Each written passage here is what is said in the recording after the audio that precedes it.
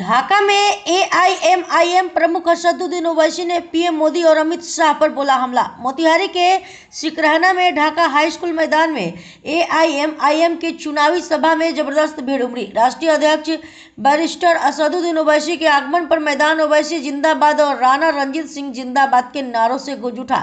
ओवैसी ने जनसमूह को संबोधित करते हुए कहा कि अब जनता को दोहरे चरित्र वाले नेताओं को पहचानना होगा, जो सिर्फ वादे करते हैं, निभाते कुछ नहीं। ओवैसी ने कहा कि ढाका की सूरत बदलनी है तो राणा रणजीत सिंह को जिताना होगा। यहाँ की सड़कें टूटी हुई हैं, बस स्टैंड तक नहीं है। जब तक सही प्रतिनिधि विधानसभा नहीं जाएगा तब तक यहाँ के हालात नहीं बदलेंगे।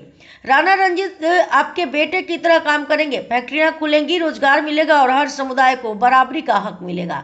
उन्होंने तीखे शब्दों में कहा कि बिहार की राजनीति आज भी जात और धर्म के नाम पर बटी हुई है। 20 साल पहले लालू प्रसाद के शासन में जंगल राज था, आज नीतीश कुमार के राज में भी वही हाल है, बस चेहरा बदला है, सिस्टम वही है। ओवैसी ने सवाल उठाया कि 13% वाले मुख्यमंत्री बन सकते हैं, 2% वाले डिप्टी सीएम बन सकते हैं, तो 18% वाले सिर्फ दड़ी बिछाएंगे। अब यह नहीं चलेगा। 18% वाले इस मुल्क के बराबर के नागरिक हैं और अब उन्हें उनका हिस्सा लेकर रहना है। उन्होंने भीड़ से अपील की कि ढाका से राणा रणजीत सिंह को जिताइए ताकि आपकी आवाज़ विधानसभा तक पहुंचे। अब डरने की नहीं, हक मांगने की जरूरत है।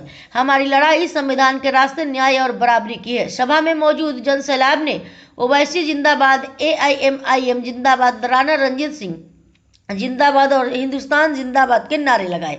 माहौल जोश और उत्साह से भर उठा। ढाका विधानसभा प्रत्याशी राणा रणजीत सिंह ने मंच से कहा, मैं हिंदू जरूर हूं मगर इंसाफ और भाईचारे में यकीन रखता हूं। मैं कहता हूं आई लव राम भी, आई लव मोहम्मद भी। यही हमारी पार्टी की सोच है, नफरत नहीं, मोहम्मद की राजनीति।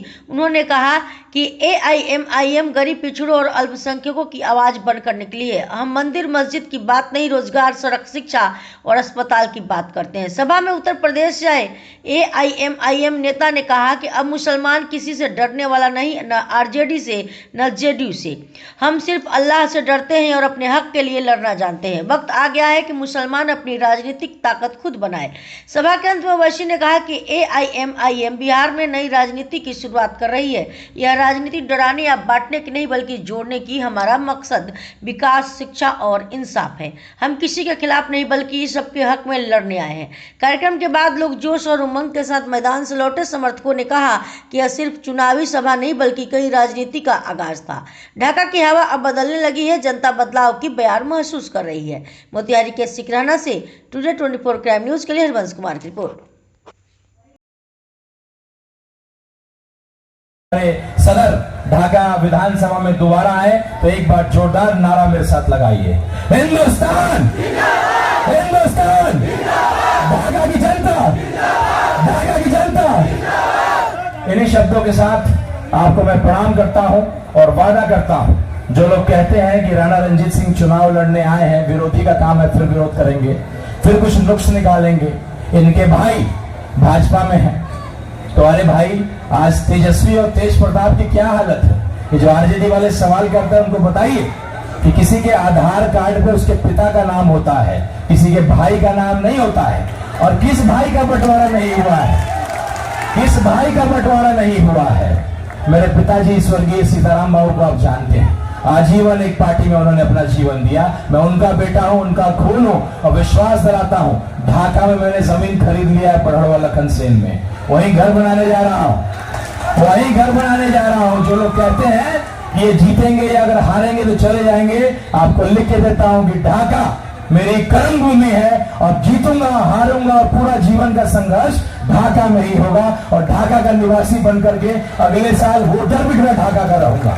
इस बार मैं नहीं हूं, लेकिन अगली बार जमीन भी ले लिया है, मकान भी बनाऊंगा। मेरे नौजवान भाई जो आने वाले समय मुखिया का चुनाव लड़ना चाहते हैं, आने वाले भविष्य अपना राजनीति में देखना चाहते हैं, उनको बोला जाता है कि अरे आज तो आप इनके साथ घूम रहे हैं, फिर ये चले जाएंगे तो कौन बचाएगा? अरे राजपूत का बेटा हूं, देखा ना फुलवरिया गांव में क्या हुआ मेरे जब पोस्टर को फाड़ा गया। कुछ महीने पहले पूर्व विधायक फैसल रहमान साहब के भी गाड़ी को तोड़ा गया था, उनके भी पोस्टर को फाड़ा गया था। क्या किया था उन्होंने? लेकिन आपके भाई ने क्या किया? उसके घर को घेरने का काम किया, उसके गांव को घेरने का काम किया है। फुलवरिया गांव को गुलाम बना के रखा हुआ है। कि अभी हमने मौजूदा विधायक के गांव में वजीउल हक साहब को उनकी बॉब लिंचिंग की गई और राणा रणजीत सिंह साहब ने हम तमाम के सामने खड़े होकर ये कहा कि एमआईएम पार्टी वजीउल हक साहब की कत्ल के ताल्लुक से इंसाफ चाहती है और हम पूछना चाहते हैं मौजूदा विधायक से कि जिन मुलजिमीन को गिरफ्तार किया गया वो तमाम के तमाम आपके करीबी साथी हैं, इसलिए उनकी भी जिम्मेदारी आयद होती है कि वो वजीउल हक साहब को जो मारा गया उन लोगों को अपनी पार्टी से निष्कासित करें, निकालें, ताकि इंसाफ का एक पैगाम जा सके। दूसरी अहम बात यह है कि ढाका में हमने अभी सुना कि हमारे उम्मीदवार राणा रणजीत सिंह साहब का मैंने इनाम का ऐलान अप्रैल के महीने में किया था। आज हम अक्टूबर के आखिर में आ चुके हैं, तो मुझे उम्मीद है कि हमने आप पर एतमाद करके। अमित शाह बार बार बोलते हैं नहीं घुसपैठी को निकालेंगे। अरे घुसपैठी कहाँ है? 65 लाख नाम तो इलेक्शन कमीशन ने निकलवा दिए, फिर और 3.5 लाख नाम निकाल दिए। कितने घुसपैठी निकले? दो। अमित शाह, मोदी, हम आपको कह रहे हैं घुसपैठी दिल्ली में बैठी है, घुसपैठी दिल्ली में बैठी है, जिसको बांग्लादेश की जनता ने उखाड़ कर फेंक दिया। मोदी ने कहा आ मेरी बहन, उस घुसपैठी को निकालो मोदी जी। बिहार में कोई घुसपैठी नहीं है, अगर है तो फिर अमित शाह क्या कर रहे हैं? अरे जो लोग बार बार एमवाई बोलते हैं, अरे बताओ कौन है? 15 साल लालू परिवार के लोग मुख्यमंत्री रहे, 20 साल से नीतीश कुमार मुख्यमंत्री हैं, 2 मर्तबा तेजस्वी उप मुख्यमंत्री बन गए। अरे हम पूछना चाहते हैं कि आखिर हमारा रोल क्या है? मजलिस आपको कह रही है कि राणा रणजीत हमारा बेटा, हमारा भाई है।